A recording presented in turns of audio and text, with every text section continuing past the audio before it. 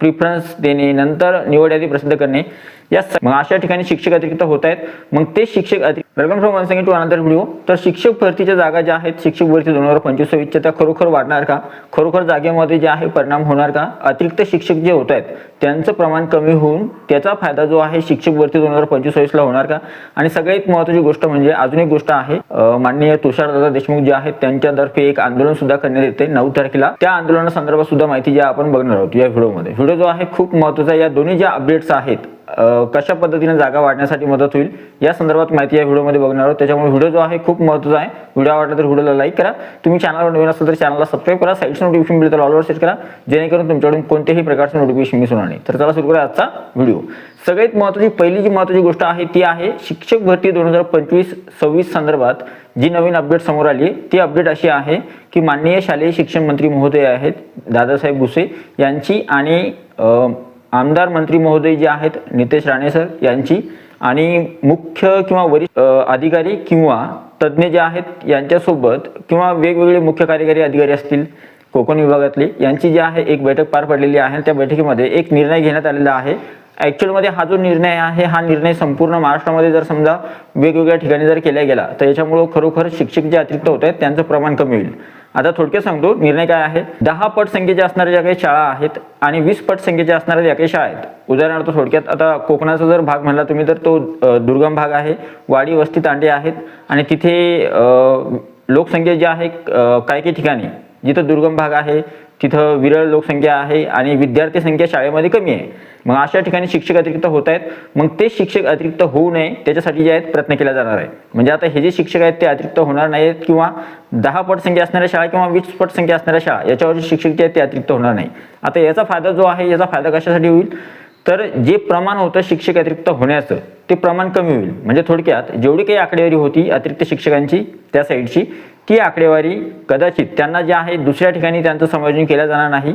म्हणजे ॲक्च्युअलमध्ये ऑलरेडी फायदा होईल कोणाला, शिक्षक भरती 2025-26 साठी. कारण की जर शिक्षकांचं समायोजन केलं गेलं असतं किंवा ते जर शिक्षक त्यांचं समायोजन करावं लागलं असतं तर तेवढ्या जागा त्यांना वॅकन्सी ज्या दुसऱ्या वॅकन्सीत त्या त्यांना द्यावा लागल्या असत्या. ठीक आहे, त्याच्यामुळे शिक्षक भरतीच्या थोड्या जागा कमी झाल्या असत्या.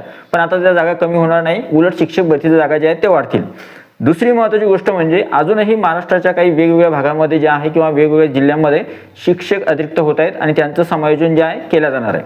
तुमच्या माहितीसह सद्यस्थितीमध्ये जे आहे संच मान्यता असेल किंवा समायोजनाची प्रक्रिया जी आहे म्हणजे संच मान्यता जी आहे जवळपास पूर्ण झालेली आहे, पण संच मान्यतेचं काही कामकाज अजूनही जे आहे पूर्ण नाही आहे. ठीक आहे, संच मान्यता लवकरच पूर्ण होईल अशी अपेक्षा आहे आणि आकडेवारी जी आहे आकडेवारी लवकरच समोर येईल. पण तरी सुद्धा आपण जेमतेम जी आकडेवारी सांगितली होती की बुवा शिक्षक भरती 2025-26 साठी 2017 प्रमाणे एवढ्या कमी जागा येणार नाही आणि 2022ला जेवढ्या जागा आल्या आहेत 31-32 हजाराच्या आसपास, 23 हजारासाठी फेज 1 आणि 9 किंवा 10 हजाराच्या आसपास फेज 2 झाला होता. ठीक आहे, मग याच्यामध्ये जेव्हा एकूण जागा जर पकडल्या आपण तर एकूण जागा होतात जवळपास त्या 32 हजाराच्या आसपास, 31 ते 32 हजाराच्या आसपास जागा होतात.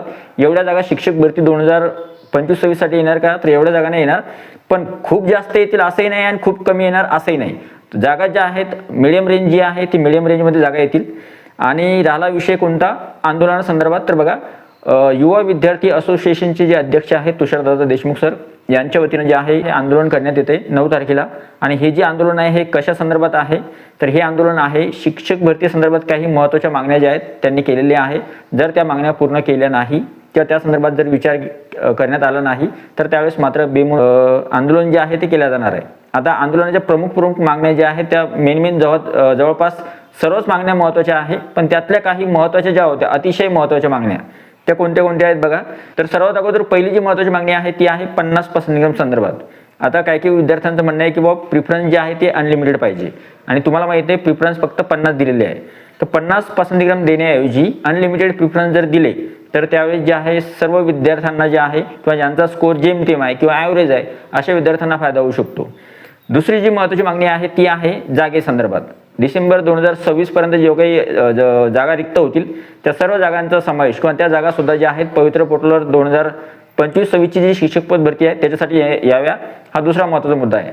तिसरा जो महत्त्वाचा मुद्दा आहे तो आहे जे शिक्षक ऑलरेडी निवड झालेली आहे त्यांची शिक्षण सेवक पदावर रुजू आहेत आणि जर समजा त्यांनी स्वतःच्या जिल्ह्यामध्ये परत येण्यासाठी, म्हणजे उदाहरणार्थ तुम्हाला माहित असेल हा एक नवीन शासन निर्णय जो आहे तो आलेला आहे किंवा त्याच्या संदर्भात नवीन एक तरतूद करण्यात आलेली आहे की जे शिक्षण सेवक सद्यस्थितीमध्ये पदावर रुजू आहेत त्यांचा जो काही सेवा काल असेल किंवा त्यांनी जी काही त्यांचा सेवा कार्यभार असेल किंवा सेवा कालावधी असेल तर तो कन्सिडर केला जाणार आहे. म्हणजे थोडक्यात एखाद्या शिक्षण सेवकाने 1 वर्ष 2 वर्ष जर सर्व्हिस केली असेल तर ती मागची सर्व्हिस काउंट होणार आहे. नवीन जर त्याने नवीन ठिकाणी निवड झाली आणि तिथे जर समजा तो शिक्षक म्हणून रुजू झाला तर त्यावेळेस त्याला शिक्षण सेवक काल 3 वर्ष न करता फक्त 1 वर्षाचा कालावधी, उरलेला कालावधी त्याला पूर्ण करावा लागेल. तर त्या संदर्भात तरतूद केली. तर अशा परिस्थितीमध्ये काही शिक्षक स्वतःच्या जिल्ह्यामध्ये परत वापस येण्यासाठी परत पसंतीक्रम देतील. पसंतीक्रम दिल्यानंतर त्यांची निवड जर झाली तर ते परत स्वतःच्या जिल्ह्यामध्ये येतील. पण अगोदर त्या जागेवर ते होते तर ती जागा रिक्त राहील. तर त्या जागेसंदर्भात जे आहे खरोखर त्या जागेचा सुद्धा विचार करण्यात यावा या बाबतीत सुद्धा. आणि सगळ्यात महत्त्वाची गोष्ट जी आहे ती आहे, सगळ्यात महत्त्वाची गोष्ट मला एक आवडली ती म्हणजे शिक्षक भरती 2025-26चा रोडमॅप द्यावा. ही सगळ्यात महत्त्वाची आणि आनंदाची गोष्ट आहे की जी मागणीमध्ये आहे की आतापर्यंत काय होतं, शिक्षक भरती प्रक्रिया सुरू होते पण ती भरती प्रक्रिया कंप्लीट कधी होते ते माहीतच नाही कळत. म्हणजे तर शिक्षक भरती प्रक्रिया जी आहे ती लवकरात लवकर कशी होईल हे होणं खूप महत्त्वाचं आहे. आणि शिक्षक भरतीचे जे काही टप्पे आहे, म्हणजे उदाहरणार्थ शिक्षक अभिज्ञता आणि बुद्धिमत्ता चाचणी घेणे, नंतर निकाल प्रसिद्ध करणे, नंतर पवित्र पोर्टलला रजिस्ट्रेशन करणे, नंतर जाहिराती, संच मान्यता, नंतर जाहिराती, नंतर प्रिफरन्स देणे, नंतर निवड यादी प्रसिद्ध करणे, या सगळ्या गोष्टींचा एक रोडमॅप द्या की कधीपर्यंत ही भरती प्रक्रिया चालेल, कधीपर्यंत भरती प्रक्रिया पूर्ण होईल. तर या संदर्भात जे आहे आंदोलन केलं जाणार आहे. अजूनही खूप महत्त्वाच्या मागण्या आहेत. आता त्या मागण्या ज्या आहेत तुम्हाला जर ऐकायच्या असतील किंवा तुम्हाला जर बघायच्या असतील किंवा वाचायच्या असतील तर मी आपल्या टेलिग्राम चॅनलला ते सगळ्या गोष्टी ज्या आहेत देतो. आणि या संदर्भात हा व्हिडिओ होता. आणि खरोखर शिक्षक भरती 2025-26च्या जागेमध्ये जे आहे वाढ होईल. कारण की ही जी काही बैठक पार पडलेली आहे माननीय शालेय शिक्षण मंत्री महोदय यांच्यासोबत, त्या बैठकीचा परिणाम जो आहे शिक्षक भरती 2025-26वर होणार आहे. आणि शिक्षक भरती 2025-26 मध्ये जे उमेदवार समाविष्ट असणार आहे त्यांच्यासाठी मात्र जागा निश्चितच ज्या आहेत थोड्याफार ज्या आहेत वाढलेल्या तुम्हाला दिसू शकतात. व्हिडिओ जो आहे खूप महत्त्वाचा होता. व्हिडिओ आवडला तर व्हिडिओला लाईक करा. तुम्ही चॅनलवर नवीन असेल तर चॅनलला सबस्क्राईब करा. हा जो व्हिडिओ आहे हा जास्तीत जास्त शेअर करायला विसरू नका. आणि मागचे जे व्हिडिओ आहेत जे महत्त्वाचे व्हिडिओ होते, आता आपले व्हिडिओ जे आहेत ते 2-3 दिवसा अगोदर टाकले मी, म्हणजे 2-2, 3-3 दिवसानंतर एक व्हिडिओ येतोय. तर त्याच्या मागचं कारण म्हणजे की ते जे व्हिडिओ आहेत ते खूप इम्पॉर्टंट आहे. जर तुम्ही मागचे व्हिडिओ बघितले नसेल तर ते नक्की बघून घ्या. आणि त्याच्यामध्ये काही महत्त्वाच्या इम्पॉर्टंट गोष्टी आहेत, सगळ्या गोष्टींबद्दल ॲनालिसिस आहे, त्या सगळ्या गोष्टी क्लिअर करूनच ज्या आहे तुम्ही सगळ्या गोष्टींबद्दलच निर्णय घ्यावा. ठीक आहे. तर अशा पद्धतीने हा व्हिडिओ होता. व्हिडिओ आवडला तर व्हिडिओ लाईक करा, चॅनलला सबस्क्राईब करा. भेटूया पुढच्या व्हिडिओमध्ये. तोपर्यंत व्हिडिओ बघितल्याबद्दल thank you so much. Take care. Bye bye.